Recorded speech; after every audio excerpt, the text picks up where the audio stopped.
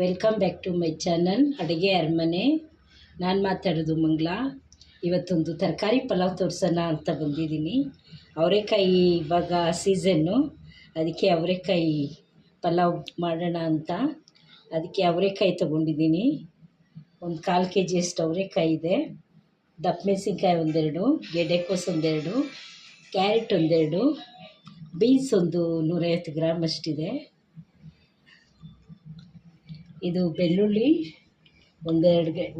ಒಂದೂವರೆ ಗೆಡ್ಡೆ ಅಷ್ಟಿದೆ. ಇದು ಶುಂಠಿ 1 ಇಂಚಷ್ಟೈತೆ. ಅದಕ್ಕೆ ಚಕ್ಕೆ, ಲವಂಗ, ಏಲಕ್ಕಿ, ಒಂದೇ ಎರಡು ಅನಾನಸ್ ಹೂವು, ಒಂದು ಮರಾಠಿ ಮೊಗ್ಗು. ಇದು ರುಬ್ಬೋದಕ್ಕೆ ಇದನ್ನು ರುಬ್ಕೊತೀನಿ. ಪುದೀನ, ಕೊತ್ತಂಬರಿ, ಟೊಮೆಟೊನು ಪ್ಯೂರಿ, ಅದು ಸಪ್ರೇಟಾಗಿ ಪ್ಯೂರಿ ಮಾಡಿ ಇಟ್ಕೊತೀನಿ. ಆಮೇಲೆ ಒಗ್ಗರಣೆಗೆ ಒಂದು 4 ಹಸಿಮೆಣ್ಸಿನ್ಕಾಯಿ, ಈರುಳ್ಳಿ,